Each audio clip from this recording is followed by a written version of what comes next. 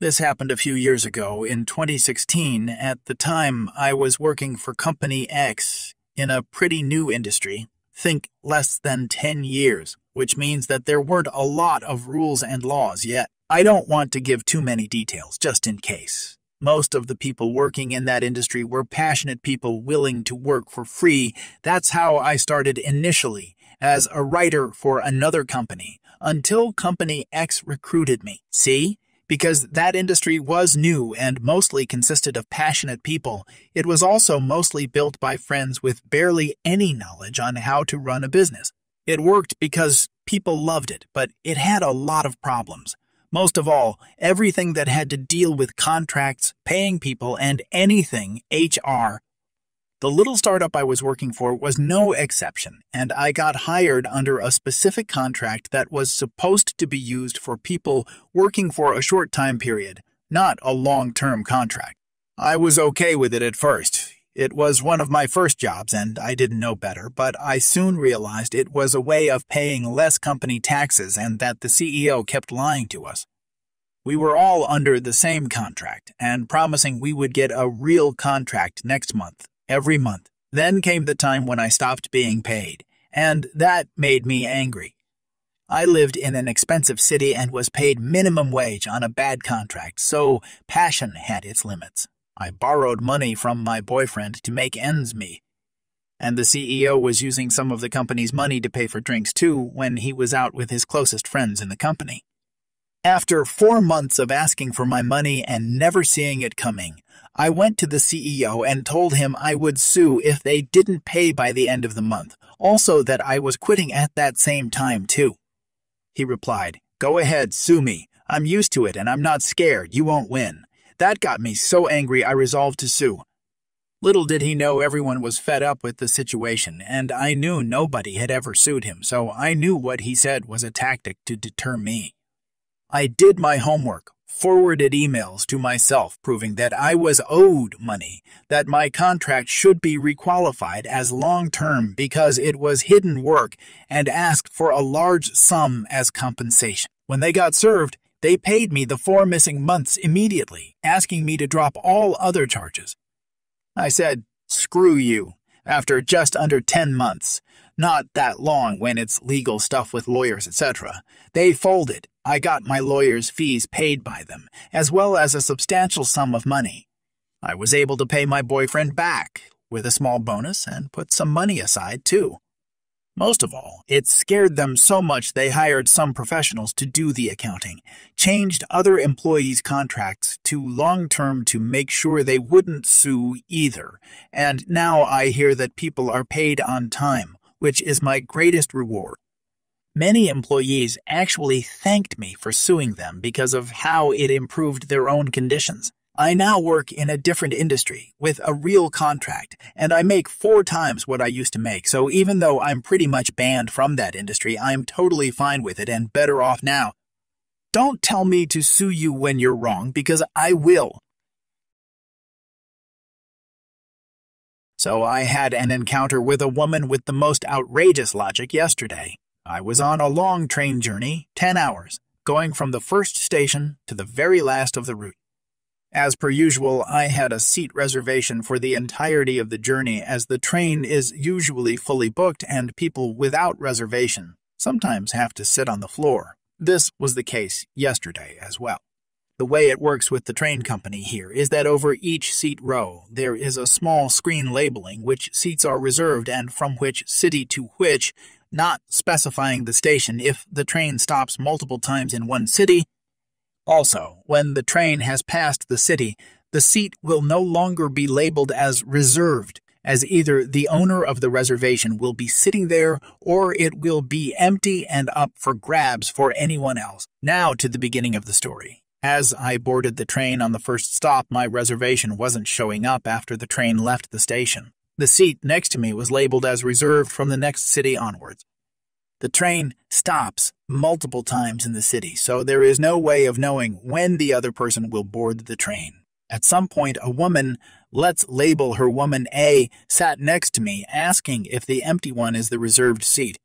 I said, yes, assuming she is the one with the reservation and got confused about the numbering of the seats. At the very last station, another woman, let's label her Woman B, boarded the train, claiming that Woman A was in her seat. Woman A said no, claiming the seat she is in was not reserved, and I must be in the woman's seat. Woman B showed Woman A's her ticket with the seat number, matching the reservation label on the screen above, aka the seat she was in. Woman A argued that I must be in the reserved seat and that one seat was up for grabs. I told her that the seat I was in was reserved from the first station onwards, therefore not showing up on the screen, and showed her my ticket to confirm. Woman A refused to listen and was of the opinion that if Woman B has a reservation, I must move because she was there first, claiming the unreserved seat as the screen only shows one reservation. Therefore, regardless what's on my ticket, the reservation wouldn't be valid and I must move so Woman B can sit in my seat according to her. I told Woman A that I am not going to give up my reserved seat. Woman B then threatened to fine the train conductor if Woman A refuses to get off her seat. Woman A now came on with her final offer. I move, she gets my reserved seat and Woman B could sit in her reserved seat. I told her once again that I am not giving up my reserved seat. Woman A then stated that she gets off the train at the next city and I could sit on the floor or stand and get my seat back 1.5 hours later. I refused again, and after Woman B threatened to fine the conductor again, Woman A grudgingly got up and mumbled something as she went looking for a different seat. Woman B apologized to me that her seat reservation caused so much trouble with this random woman, and I told her that there is no need for her to apologize because other people feel entitled. Disclaimer: if Woman A had a reason, medical, pregnant, disability, etc., to really need a seat, I would have given up mine for the duration. Also, she found another one quite easily. I was out with my friends at the local bowling alley, enjoying a much-needed break from my hectic work schedule. We were having a great time, laughing and chatting, when I noticed a woman staring at us from a nearby lane. She was older, maybe in her mid-50s, with an over-the-top outfit and an entitled look on her face. I didn't think much of it at the time and went back to enjoying my game. But things took a turn for the worse when the woman approached our group, interrupting our game and demanding that we give up our lane so she could play. She didn't ask politely. No, she demanded it, as if we were there solely to serve her needs. I was taken aback, and my friends were just as surprised as I was. I tried to reason with her, telling her that we had rented the lane and had only been playing for a short while. But she wasn't having it. She began to raise her voice and cause a scene, demanding that we leave the lane immediately or else. I was shocked by her entitled behavior and the audacity she had to try and take something that wasn't hers.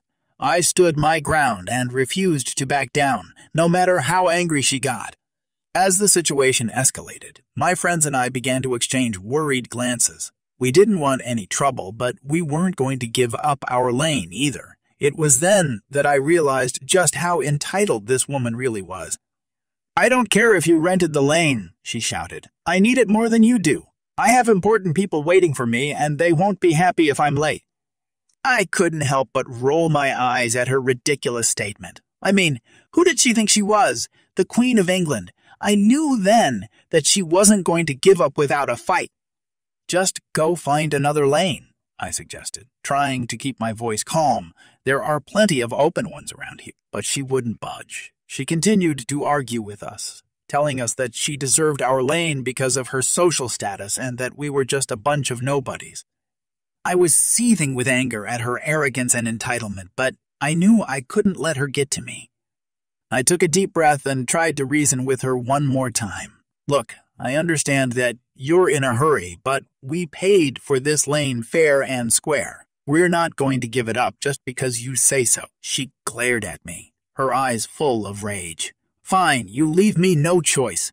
I'll just have to take it by force." I couldn't believe what I was hearing. Was this woman really threatening us? My friends and I exchanged worried glances, but we weren't going to let her intimidate us.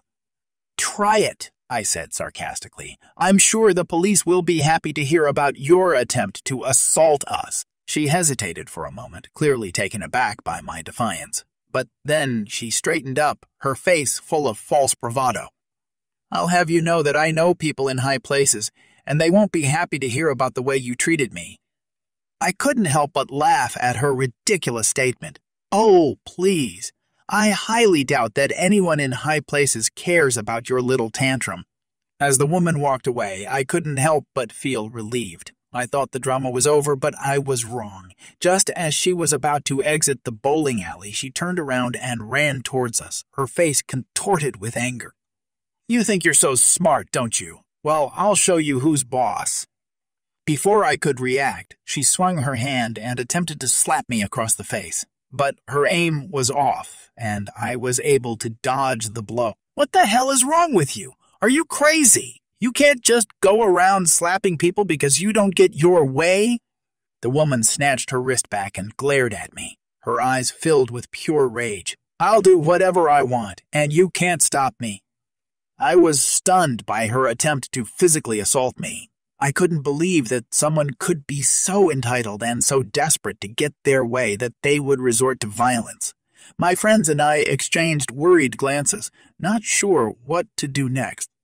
Thankfully, the staff at the bowling alley had noticed the commotion and quickly intervened. They approached the woman and tried to reason with her, but she refused to back down.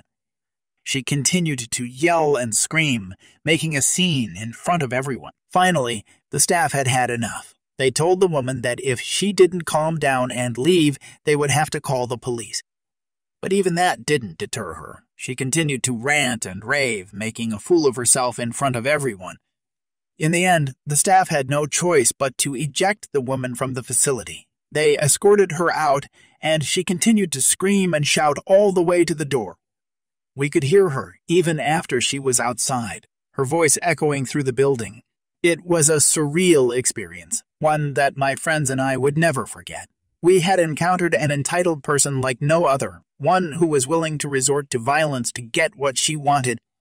But in the end, justice prevailed, and the entitled woman was forced to leave in disgrace. We live in an apartment in the city center of a medium-sized city. Parking is a premium, and because my apartment is a new building, we aren't allowed to apply for a parking permit. We solve the problem by finding someone who doesn't have a car, but rents an apartment that comes with a parking space. We rent the space by paying monthly. My husband comes home one night with our 2 small children while I am at work. He calls me to say a van is parked in our space. There's a phone number on the side of the van, so he calls it, and the person who answers sounds quite reluctant but agrees to move. Husband waits 10 minutes and no one comes, so he sends me the number and I call it. A second person answers. Turns out it's the neighbor of the person I rent from, and he informs me that his guest is using the space. I answer that it is my space and his guest needs to move. He then goes to speak to the person I rent from and tells her she needs to share her parking space with him because they are neighbors. She tells him to whence he can freak. After 30 minutes or so since the whole episode began, the 2 men come to move the van. At this point, my 2-year-old is absolutely losing his mind, and the guy has the audacity to question my husband as to why we are allowed to park in that space. My husband is in no mood to discuss and gives them such a look that van is moved without further ado and my husband is able to park. A few public transport stories sparked a memory, so here's what happened to me many years ago. The public transport here has designated seats as it does in many places. The very first seat on the bus is one of those seats. So I busted my knee again and had to use crutches. My crutches are bright orange, you can't miss them. Logically, I'm using the designated seat when this old woman gets on, looks at me, and tells me to give her my seat. There were plenty of empty seats available, but for some reason, she wanted mine. I politely decline, and instead of taking one of the empty seats, she turns to the bus driver and loudly demands he forces me to change seats. Bus driver looks at me, turns back to her and speaks the words I'll never forget. "Lady, she's disabled. You're just old."